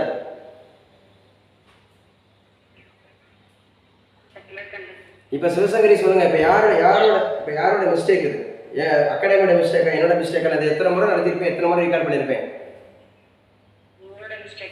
நம்மளோட மிஸ்டேக் தானே, அதை உணரணும். நம்மளோட மிஸ்டேக் சரியா? நம்ம இன்னும் ரீகால் பண்ணணும், இன்னும் படிக்கணும், இன்னும் நம்ம வைப்ரேஷன் இருக்கணும், இன்னும் கண்ணு பார்க்கணும், இன்னும் நம்ம பாடி லாங்குவேஜ் அகாடமிக்கில் வந்து வைப்ரண்ட்டாக படிக்கணும், இன்னும் வந்து அந்த பாடி லாங்குவேஜ் கூட இருந்து வைப்ரண்ட்டாக படிக்கணும் அப்படின்னு. பட்லர் கந்தப்பன், டாக்டர் எல்லீஷ் அந்த மாதிரி இருக்கக்கூடிய அந்த லார்ட் எல்லீஸ் துறையிட்ட போய் அந்த திருக்குறள் ஓலைச்சுவடியில் கொடுப்பாரு. அதுதான் முதல்ல அது வந்து அந்த ஓலைச்சுவடியில் இருக்கிறது என்ன சொல்றது, காப்பி ரைட்ஸ் வாங்கி உள்ள வருது அப்படிங்கிற மாதிரி சொல்லியிருக்கோம். ஓகே, அப்போ அது வந்து திட்டம். அப்போ ஆதித்யா L1 செப்டம்பர் 2, 2023 சூரியன் ஆய்வு செய்யறதுக்காக அனுப்பப்பட்டுச்சு. யாரு இதனுடைய திட்ட இயக்குனர்? இந்த ஆதித்யா L1 அப்படிங்கிறது யாரு இதோட திட்ட இயக்குனர்? நிகர்ஷா அப்படிங்கிறவங்க எந்த மாவட்டத்தை சார்ந்தவங்க?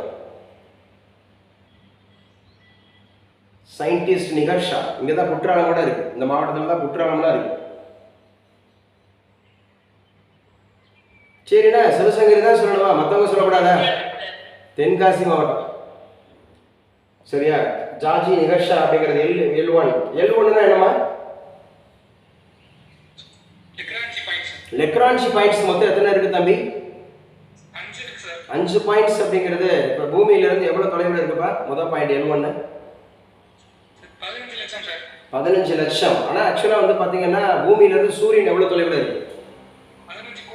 15 கோடி. அதிகபட்ச தூரம் எவ்வளவு? அது தெரியல.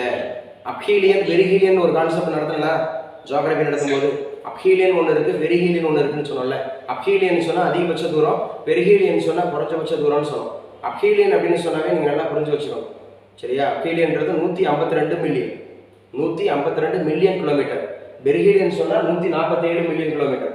147 மில்லியன் கிலோமீட்டர் அப்படிங்கிறது ஞாபகம் வச்சுக்கணும். ஸோ இதுவும் முக்கியமானது தான். ஸோ நல்லா ஞாபகம் வச்சுங்க. கிளாஸ்ல நடத்துறத திரும்ப சொல்லுங்க. சரியா? அடுத்த கொஸ்டின் பார்க்கலாம். ஸோ 33 இதெல்லாம் முக்கியமான கொஸ்டின்ஸுங்க. இது இல்லாத கொஸ்டின் எப்படி இருக்காது, இதெல்லாம் முக்கியமானது. சந்திராயன் 3, சந்திராயன் 3 அப்படின்னு சொல்லக்கூடியது. இப்போ சந்திராயன் 3 அப்படின்னு சொன்னாவே நமக்கு ஜூலை 14 2023 இந்த கொஸ்டின் கண்டிப்பாக கேட்பாங்க.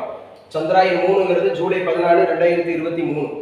அப்போ ரொம்ப முக்கியமானது. சந்திராயன் 3 திட்ட இயக்குனர் இருங்க, சொன்னவங்களே சொல்லாமல் மற்றவங்களையும் சொல்ல விடுங்க.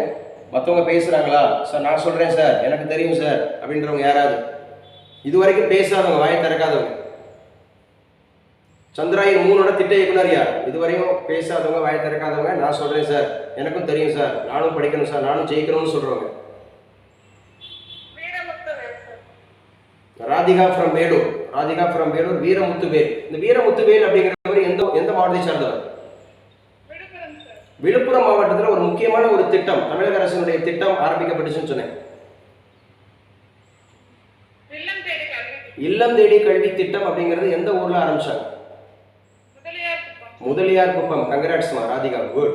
ஸோ ரொம்ப முக்கியமானது ஞாபகம் வச்சுக்கணும். ஜூலை 14 2023 சந்திராயன் 3 அப்படிங்கிறத ஞாபகம் வச்சுக்கணும். அப்ப சந்திராயன் 1 யாரு, சந்திராயன் 2 யாரு?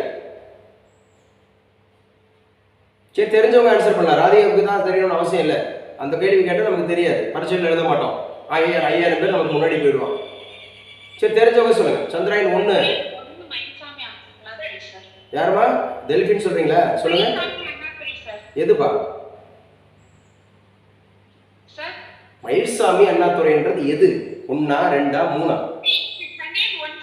1 வந்து டாக்டர் மயில்சாமி அண்ணாதுரை. ஓகே, கோயம்புத்தூர் மாவட்டம் பொள்ளாச்சி பக்கத்தில் கோதவாடி என்ற ஊர்ல பிறந்தவர்னு சொல்லியிருப்பாங்க. Right, okay. ரெண்டாவது சந்திராயன் 2. சந்திராயன் 2 சிவன். என்னம்மா?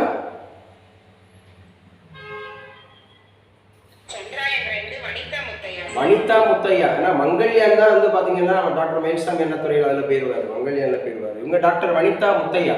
3 அப்படிங்கிறது தான் நமக்கு சொன்னோம், விழுப்புரம் மாவட்டத்தை சார்ந்த. ஸோ வீரமுத்துவேல் அப்படிங்கிறத ஞாபகம் வச்சுக்கணும். நல்லா படிங்க, இதெல்லாம் கண்டிப்பாக கேட்பாங்க.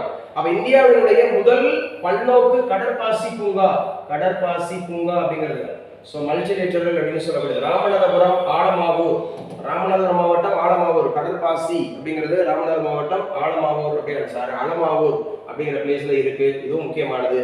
ஸோ கோராப்புட் காலா அப்படிங்கிற ஜீரா அரிசி, கோராப்புட் காலா ஜீரா அரிசி G1 டேக். G1 டேக் அப்படிங்கிறது எந்த மாநிலம்னா ஒடிசா. ஸோ ஒடிசா பத்தி கேள்வி கேளுங்க, தெரிஞ்சா சொல்றேன், தெரியலனா தெரிஞ்சுக்கிறேன். இது வரைக்கும் பேசாதவங்க, ஒடிசா பத்தி கேள்வி கேளுங்க, தெரிஞ்சா சொல்றேன், தெரியலனா தெரிஞ்சுக்கிறேன். இது வரைக்கும் பேசாதவங்க. அழகுமுருகன் சொல்லுப்பா. ஒடிசா அப்படிங்கிறதுனுடைய ஸோ இப்போ என்ன தேர்தல் அங்கே நடந்துட்டு இருக்கு ஒடிசால? மக்களவை தேர்தலும் நடக்குது, சட்டமன்ற தேர்தலும் மக்களவை தேர்தலும் நடக்குது. இப்போ 2 பேர் ஆக்சுவலா வந்து பிரதமர் மோடி. ஸோ பிரதமர் மோடி உங்கள் ஓட்டு தமிழருக்கா அப்படின்னு ஒரு சர்ச்சையை கிளப்பினாரு. அதே மாதிரி வந்து பார்த்தீங்க அப்படின்னு சொன்னா நம்முடைய ஹோம் மினிஸ்டர் அப்படிங்கிற ஒரு சர்ச்சையை கிளப்பினார். ஒடிசா மக்கள் தமிழரை ஆட்சியில் உட்கார வைக்கிறதா, ஒடிசாவில் இருக்கிறவர் தான் ஒடிசா வாழணும் அப்படின்னு ஒரு சர்ச்சையை உள்ள பேசியிருக்காங்க. அந்த தமிழர் யாரு? கார்த்திகேய பாண்டியன். கார்த்திகேய பாண்டியன் எந்த மாவட்டத்தை சார்ந்தவர்? மதுரை மாவட்டம் மேலூர் தாலுகா கூத்தப்பன்பட்டி அப்படிங்கிற கிராமத்தை சார்ந்தவர் அப்படின்னு ஞாபகம் வச்சுக்கணும். சரி, யார் ஒடிசாவோட தற்போதைய முதலமைச்சர்? நவீன் பட்நாயக். எந்த கட்சி? பிஜு ஜனதாதள். பிஜு ஜனதாதள் அப்படிங்கறத ஞாபகம் வச்சுக்கணும். சரியா? ஒடிசா. ஒடிசா அப்படிங்கிறதுனுடைய அங்க இருக்கக்கூடிய இம்பார்ட்டன்ட் கோவில் ஏதாவது சொல்லுப்பா. சூரிய கோவில் எங்க இருக்கு? கோனார்க். கோனார் பாதி தெரிஞ்சிருக்கோம், பாதி தெரியல. ஓகே, பரவாயில்ல. ஸோ கோராப்புட் காலா ஜீரா அரிசி G1 டேக் அப்படிங்கிறது ஒடிசான்னு சொல்லியிருக்காங்க. இந்தியாவினுடைய 42வது யுனெஸ்கோ உலக பாரம்பரிய தலம். யுனெஸ்கோவோட உலக பாரம்பரிய தலமாக எது அறிவிக்கப்பட்டிருக்கிறது? 42வது அப்படின்னு கேட்டா ஹொய்சாலர் கோவில். ஹொய்சாலர்கள் இந்த முக்கியமானவங்க. ஹொய்சாலர்களுடைய ஆட்சி, மராத்தியர்கள் இவர்கிட்டே வேலை பார்த்துருக்காங்க ஹொய்சாலர்கள்.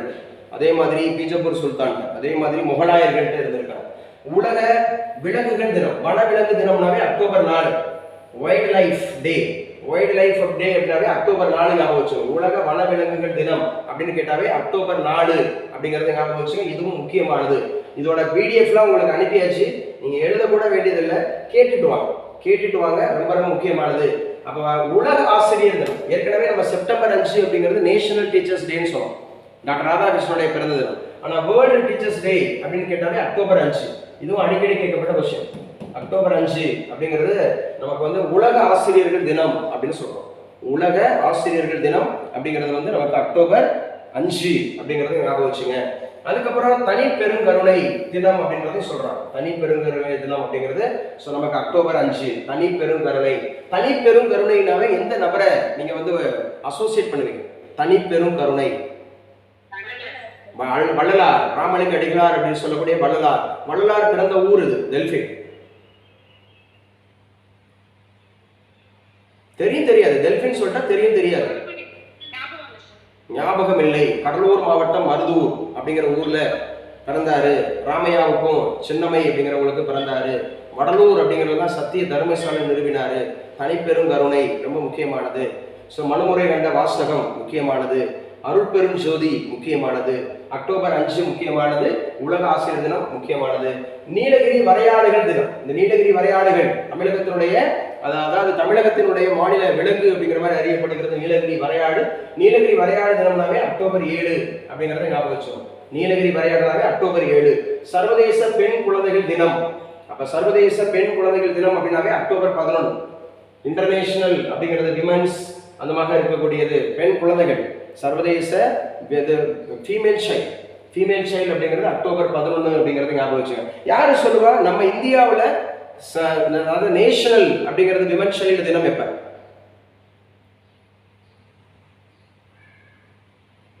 இந்தியாவில் அப்படி ஒரு தினமே கிடையாதா? தமிழ்நாட்டில் தெரியுமா தெரியாதா? நடத்திருக்கோமா இல்லையா? சரி, நம்ம செல்வி ஜெயலலிதா அம்மையார் பிறந்த தினம் எப்போ? February 24. Bhagyalakshmi, congrats, super. February 24. February 24 தான் நம்முடைய தமிழ்நாட்டில் ரொம்ப முக்கியமானது பெண் குழந்தைகள் தினம் அப்படின்னு சொல்றாங்க. அதே மாதிரி உலக உணவு தினம் உங்க எல்லாருக்கும் தெரியும், October 16. October 16 world food day. இந்த அக்டோபர் 16 யாரு தூக்கிலிடப்பட்டா?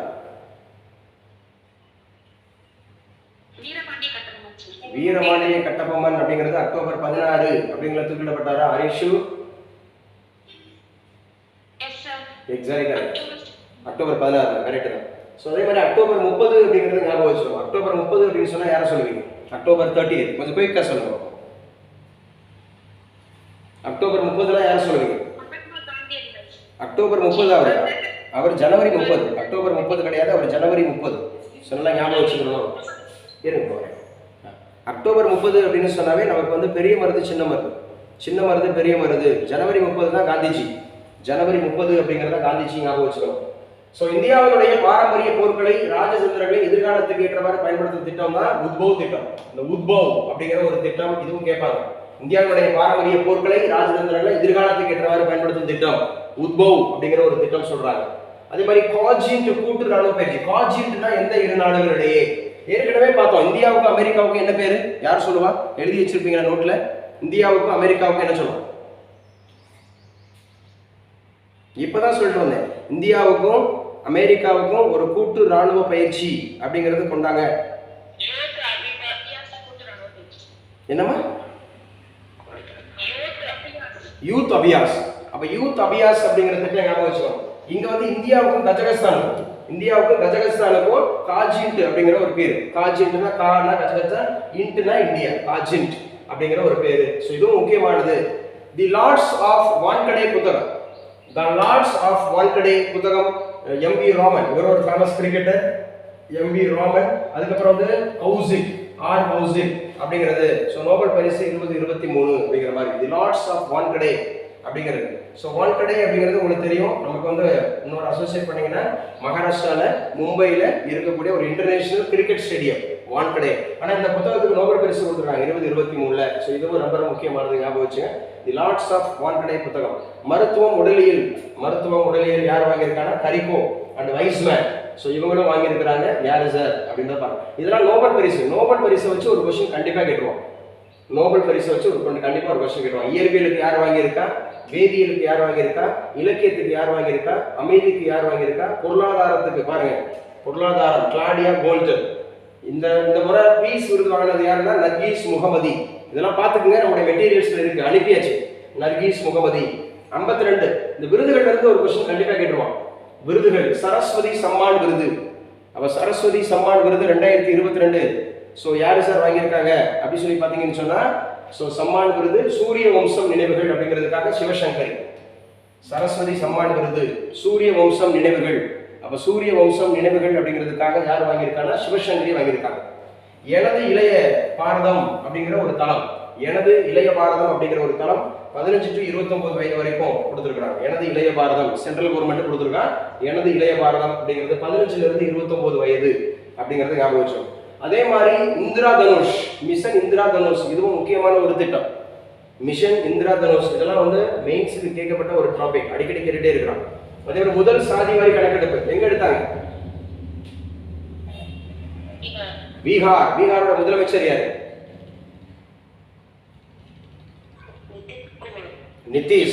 நிதிஷ்குமார் அப்படிங்கிறவர் எந்த கட்சி? இதுதான் உங்களுடைய கிராஸ்பிங் பவர், இதுதான் உங்களுடைய மெமரி பவர். எவ்வளவு தடவை டெய்லி என்னப்பா என்னது ஐக்கிய யுனைடெட் ஜனதாதள், ஐக்கிய ஜனதாதள்.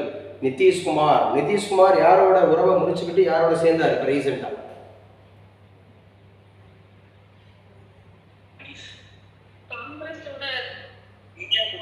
காங்கிரஸோடலாம் கிடையாது. யாரோட அப்படின்னா தேஜஸ்வி யாதவ் அப்படின்னு சொல்லக்கூடிய ராஷ்டிரிய ஜனதாதள். ராஷ்டிரிய ஜனதாதள் அவங்ககிட்ட இருந்து கூட்டணியை முடிச்சுக்கிட்டு பிஜேபியோட மீண்டும் இணைந்தார். அப்ப அவங்க தான் ஓபிசி 27 மில்லியன் இருக்கிறாங்க, இபிசி 36 இருக்கிறாங்க. ஸோ ரொம்ப முக்கியமானது, அதிகபட்சமா 1 கோடி பேர் இருக்கிறதா சொன்னாங்க பீகார்ல மட்டும். அப்போ உலக பட்டினி குறியீடு, இதுல இந்த கொஸ்டின் கண்டிப்பா கேட்பாங்க. உலக பட்டினி குறியீடு, ஹங்கர் இண்டெக்ஸ், உலக பட்டினி குறியீடு இந்தியா வந்து 111வது இடம். 125 நாடுகளில் இந்தியா வந்து 111வது இடத்துல இருக்கு 2023ல. ஸோ 2022ல 107 அப்படிங்கிறது 121 நாடுகள் அப்படிங்கிறது இருக்கு. இந்தியாவின் முதல் ரோபோட்டிக் செயல்முறை ஆட்டோமேஷன் ஆய்வகம் கோரக்பூர் இருக்கு. கோரக்பூர் முக்கியமானது, கோரக்பூர் புரட்சி, அதெல்லாம் கண்டிப்பா கேட்போம். ஸோ பனங்கருப்பட்டி அப்படிங்கிறது ஜிஐ டேக், உடன்குடி தமிழ்நாடு. எந்த ஊர் வந்து முக்கியமான ஊரா சொல்லப்பட்டிருக்குன்னா உடன்குடி தமிழ்நாடு. பனங்கருப்பட்டி அப்படிங்கிறது உடன்குடி தமிழ்நாடு. ஆபரேஷன் அஜய் எதோடு சம்பந்தப்பட்டது? இந்த ஆபரேஷன் அஜய் இஸ்ரேல இருந்து இந்தியாவை இந்தியர்களை மீட்க. ஏன்னா இஸ்ரேலுக்கும் பாலஸ்தீனத்துக்கும் சண்டை நடந்துட்டு இருக்கு, அங்கிருந்து அவங்களை மீட்டுட்டு வர்றதுக்காக இது கொண்டு வந்திருக்கிறாங்க அப்படிங்கிறது ஞாபகம் வச்சுங்க. இதுவும் முக்கியமானது. ஸோ இதெல்லாம் ஞாபகம் வச்சுங்க, என்ன சொல்லியிருக்காங்க அப்படிங்கிறது ஞாபகம் வச்சுங்க. ஒரே நாடு ஒரே அடையாள அட்டை. அப்போ ஒரே நாடு ஒரே அடையாள அட்டை அப்படிங்கிறது வந்து எந்த ஊர்ல கொடுத்துருக்காங்க? ஃபார் ஸ்கூல் ஸ்டூடெண்ட்ஸ் அப்படிங்கிறதுக்கு பேர் அபார். எப்படி ஆதார் அப்படின்றது இருக்கோ அது மாதிரி அபார், APAAR. ஒரே நாடு ஒரே அடையாள அட்டை அப்படிங்கிறத கொண்டு வந்திருக்கிறாங்க. APAAR அப்படிங்கிறது automated payment academic account registry. Automated payment academic account registry அப்படிங்கிற ஒரு விஷயத்தை கொண்டு வந்திருக்கிறாங்க. சரியா?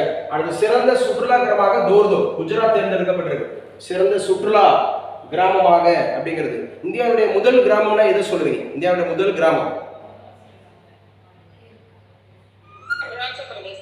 அருணாச்சல் பிரதேசத்துல கிபித்து இல்லையா? அருணாச்சல் பிரதேசத்துல கிபித்து அப்படிங்கறத ஞாபகம் வச்சுக்கோங்க. அதே மாதிரி சிறந்த சுற்றுலா கிராமங்கிறது தோர்தோ குஜராத்ல இருக்கு. இந்தியாவினுடைய முதல் நமோ பாரத் ரயில் டெல்லி காசியாபாத் மீரட்ல நமோ பாரத் ரயில் அப்படிங்கறத ஞாபகம் வச்சுக்கணும். தமிழ்நாட்டில் எத்தனை அந்த மாதிரி இருக்கக்கூடிய அந்த முக்கியமான அந்த ரயில் அப்படின்னு சொல்றது என்ன? அந்த ரயிலோட பேர் என்ன? Chennai to Nellai, Chennai to Coimbatore. அந்த வந்தே பாரத் ரயில் தமிழ்நாட்டில் எத்தனை போகுது? 3 போகுது தமிழ்நாட்டில் சென்னை டு நெல்லை போகுது. ஸோ சென்னை டு பெங்களூர் போகுது, சென்னை டு அந்த மாதிரி இருக்கக்கூடியது நமக்கு கோயம்புத்தூர் போகுது. பாரத கஸ்தூரி பருத்தி போற்றல் அக்டோபர் 7, 2023. இதெல்லாம் ஞாபகம் வச்சுக்க முக்கியமானது. இந்தியாவிற்கு வெளியே மிக உயர 19 அடி அம்பேத்கர் சிலை அமெரிக்காவில் மேரிலேண்ட்ல பண்ணாங்க. இந்தியாவுக்கு வெளியில ஒரு ஊர்ல பெரிய அம்பேத்கர் சிலை இருக்குன்னா அது மேரிலேண்ட் அமெரிக்கா. இது ரொம்ப பார்த்துக்கணும். தேசிய சட்ட சேவைகள் தினம்ங்கிறது நவம்பர் 9. சரியா? அரசியலமைப்பு தினம்ங்கிறது நவம்பர் 26. இதெல்லாம் சொல்லியிருக்கோம். 1949 நவம்பர் 26. சரியா? அதே மாதிரி மித்ரா. மித்ரா அப்படிங்கிறது இந்தியாவுக்கு இலங்கைக்கும். இப்போ 3 கூட்டு பயிற்சி பார்த்தாச்சு. இந்தியா அமெரிக்கா பார்த்தாச்சு, இந்தியா கஜகஸ்தான் பார்த்தாச்சு, இந்தியா அப்படிங்கிற மாதிரி. ஸோ இலங்கைக்கும் மித்ரா அப்படிங்கிற ஒரு கூட்டு பயிற்சி. ஸோ கூட்டு பயிற்சி அப்படிங்கிறது முக்கியம். ஸோ அதுக்கப்புறம் எஸ்சி முதல் பெண் நீதிபதி ஃபாத்திமா பிபி சுப்ரீம் கோர்ட்ல முதல் பெண் நீதிபதினு கேட்டால் ஃபாத்திமா பிபி. தமிழகத்துடைய முதல் பெண் ஆளுநர் ஃபாத்திமா பிபி. ஸோ 1997 2001 இருந்தாங்க. 1997 2001. அதே மாதிரி 2021 முதல் தகைசால் தமிழர் விருது ஃபர்ஸ்ட் கொடுத்தது 2021 தான் கொடுத்தாங்க, என் சங்கரன். அப்போ இப்போ 2023 24 யாருன்னு தெரிஞ்சுக்கணும். 23 24 யாருக்குன்னு தெரிஞ்சுக்கணும். தகைசால் விருது முதல் தகைசால் தமிழர் விருது பெற்றவர் என் சங்கரன், ஞாபகம் வச்சுங்க. ஸோ பங்கஜ் அத்வானி எந்த விளையாட்டோடு தொடர்புடையவர்? பில்லியார்ட்ஸ். விளையாட்டுல இருந்து ஒரு கொஸ்டின் கண்டிப்பாக கேட்பாங்க சொல்லுங்க. அப்ப பங்கஜ் அத்வானிங்கிறது பில்லியார்ட்ஸ். அதே மாதிரி 2023 புக்கர் பரிசு பால் லிஞ்ச் அப்படிங்கிறவருக்கு கொடுத்தாங்க. பால் லிஞ்ச் இது வந்து ப்ரோபெட் சாங் அப்படிங்கிற புத்தகத்துக்காக வாங்கினாரு. ப்ரொபெட்டர் சாங் அப்படிங்கிறதுக்காக வாங்கினாரு. புக்கர் பரிசு கண்டிப்பா ஒரு கொஸ்டின் கேட்டுருவாங்க. ப்ரொபெட் சாங் வாங்கினவர் பால் லிஞ்ச். தலித் சமூகத்தை சேர்ந்த முதல் தலைமை தகவல் ஆணையர் சிஐசின்னு சொல்லுவோம், சென்ட்ரல் இன்ஃபர்மேஷன் கமிஷன் இருக்கிறவர் ஹீராலால் சமாரியா. இதுவும் கேட்கப்படக்கூடிய கொஸ்டின். இந்த கடைசி அப்படிங்கறது ஞாபகம் வச்சுங்க. இந்த 2 கொஸ்டின் இருக்கு, முடிச்சிடலாம். 2 கொஸ்டின் தான். என்ன சார் சொல்லியிருக்காங்க அப்படிங்கிறத பாருங்க. மணிப்பூர் கலவரம் நம்ம பார்த்துருக்கோம். மணிப்பூர்ல எந்த 2 குழுக்களுடைய பிரச்சனைன்னு சொன்னேன், அடிக்கடி சொல்லிட்டே இருந்தேன். மணிப்பூர் மைத்தேயி அண்ட் குகி. மணிப்பூர் கலவரம் அதை பத்தி ஆராய்ந்த குழுவோட பேரு கீதா மிட்டல் அப்படிங்கறத ஞாபகம் வச்சோம். மணிப்பூரோட கேபிட்டல் சிட்டி இது. ஸோ மணிப்பூரோட கேபிட்டல் சிட்டி இம்பால் அப்படிங்கறத ஞாபகம் வச்சுக்கணும். மணிப்பூரோட முதலமைச்சர் யாரு? பிரேம் சிங். மணிப்பூரோட ஆளுநர் யாரு? அனுஷியா உகே. மணிப்பூர்ல எத்தனை டிஸ்ட்ரிக்ட்ஸ் இருக்கு? 16 மணிப்பூர்ல டிஸ்ட்ரிக்ட். மணிப்பூர்ல லோக்சபா சீட் எத்தனை? 2. ராஜ்யசபா சீட் எத்தனை? 1. மணிப்பூரோட இரும்பு பெண்மணி யாரு? ஐரோம் சர்மிளா. அதே மாதிரி பிஎம் ஜன்தன் ஆரோக்கிய யோஜனா செப்டம்பர் 23 2018. இதெல்லாம் முக்கியமானது. 4வது செட்டு முடிச்சிட்டோம். இது மாதிரி இருக்கு, நல்லா படிச்சுங்க. தமிழுக்கு கான்சன்ட்ரேட் பண்ணுங்க, படிச்சதை ரீகால் பண்ணுங்க, ஒவ்வொரு விஷயமும் நல்லா படிச்சுங்க. Okay, all the best, do the best. Class over. உங்களுக்கு கிளாஸ் ஓவர். ஸோ அதுக்கப்புறம் சப்ஜெக்ட்டுக்கு இன்டிமேஷன் கொடுப்பேன். காலேஜ் டிஆர்பி படிக்கிறவங்களுக்கு, டிஎன்பிசி படிக்கிறவங்களுக்கு கிளாஸ் ஓவர். நாளைக்கு எப்போ போல நமக்கு ரெகுலர் கிளாஸ் உண்டு. 9 o'clock தமிழ் வந்துடும், 9:30 மேத்ஸ் ஸ்டாட்டிஸ்டிக்ஸ் வந்துடும். ஸோ 10 o'clock அப்படிங்கிறது வந்து நமக்கு வந்து சப்ஜெக்ட் வந்துடும். அதுக்கப்புறம் தமிழ் ரீகால் ஆகும். நல்லா படிச்சுக்கங்க. Thank you so much. ஓகேம்மா, have a nice Sunday. Okay.